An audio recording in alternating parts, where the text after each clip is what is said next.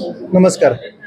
ACS हॉस्पिटलमध्ये आज घेतलेल्या पत्रकार परिषदेमध्ये घेण्याचा हेतू हा होता की सोमवारी आम्ही जे कॉम्प्लेक्स करोनरी जे अतिशय गुंतागुंतीच्या आणि किचकट एन्जिओप्लास्टीज आम्ही ज्या 3 कॉम्प्लेक्स एन्जिओप्लास्टी केल्या, तर त्या कशा पद्धतीने केल्या, आर्टिफिशियल इंटेलिजन्स म्हणतो आपण त्याला, AI guarded IVUS with IVUS support intravascular ultrasonography म्हणतो, म्हणजे जे हृदयाच्या रक्तवाहिन्यामध्ये जाऊन त्याची सोनोग्राफी करतं.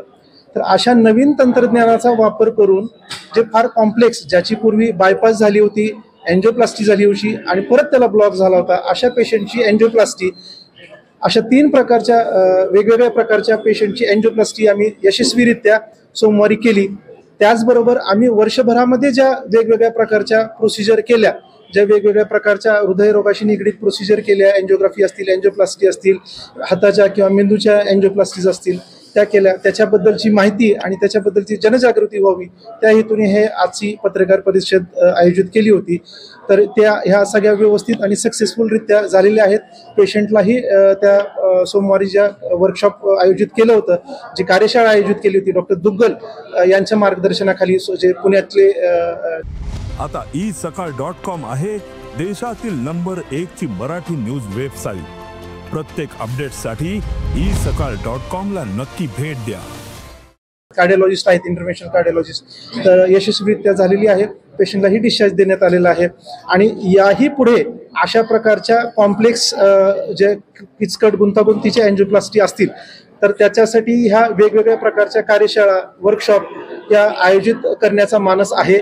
त्याचबरोबर काही फायनान्शियल, ज्याला जो आर्थिक हातभार लावण्यासाठी पेशंटला, ह्या कारण फार किचकट आणि गुंतागुंतीचे असल्यामुळे आणि त्यालाही त्याची काही कॉस्टिंग असल्यामुळे आपण CM रिलीफ फंडाचीही सोय आपल्या हॉस्पिटलमध्ये त्या माध्यमातून केलेली आहे.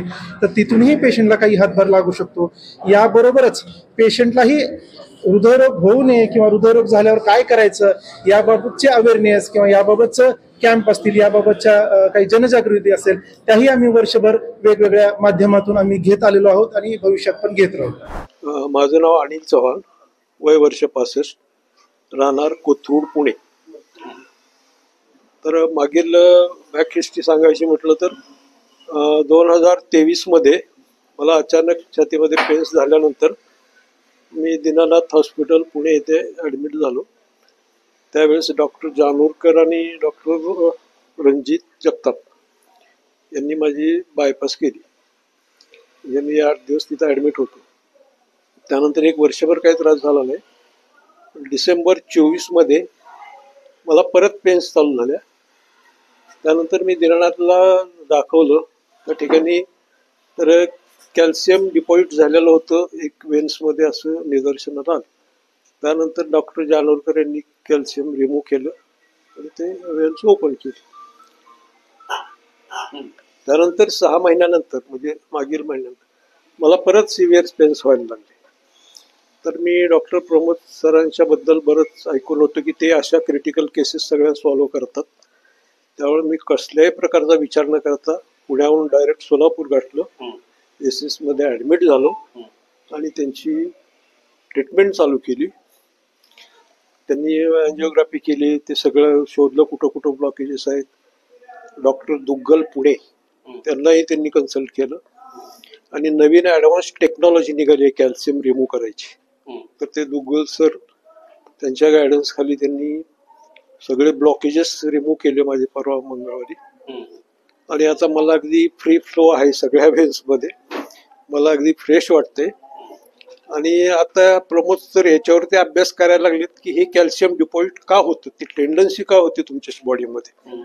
तर यांनी सोल्युशन ते नक्की काढणार आहेत आणि त्याप्रमाणे ट्रीटमेंट दिली मला. तर त्याप्रमाणे इथून पुढे भविष्यामध्ये मला कसल्याही प्रकारचा त्रास होणार नाही. किती वेळ लागला ऑपरेशनला? जटिल ऑपरेशन होतं ते जटिल ऑपरेशन होतं, जवळजवळ 3 तास लागले त्या ऑपरेशनला.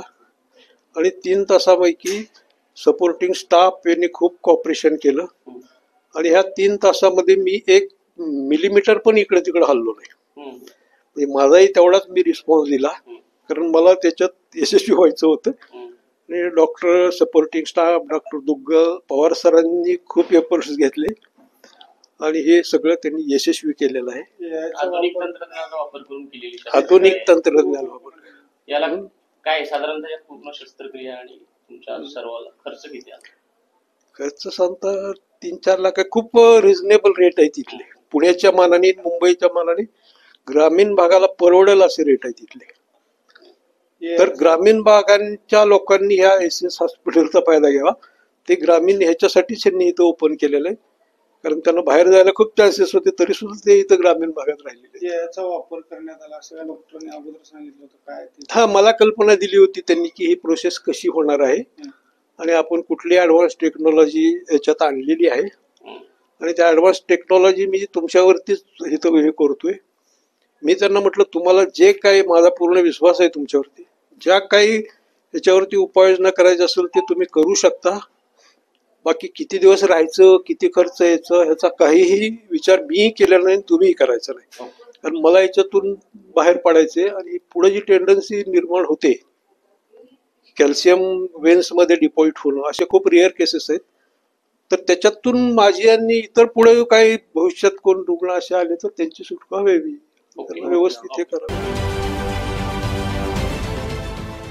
देश विदेशातील प्रत्येक घडामोडींचे लाईव्ह अपडेट मिळवण्यासाठी आता साम टीव्हीच्या सर्व सोशल मीडिया प्लॅटफॉर्मला लाईक, फॉलो आणि सबस्क्राईब करा. तसंच सर्व नोटिफिकेशनसाठी बेल आयकॉन प्रेस करायला विसरू नका.